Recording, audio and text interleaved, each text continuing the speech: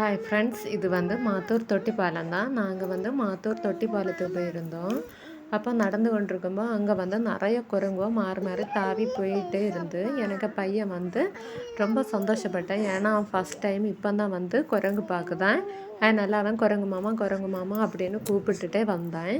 அதுக்கப்புறம் குரங்கு வந்து ஒரு வாழை தோட்டத்தில் வந்து போச்சுது எல்லாமே. ஏன்னா அங்கே வந்து வாழைப்பழம் நின்று அதை சாப்பிடக்கு அங்கே போச்சுது.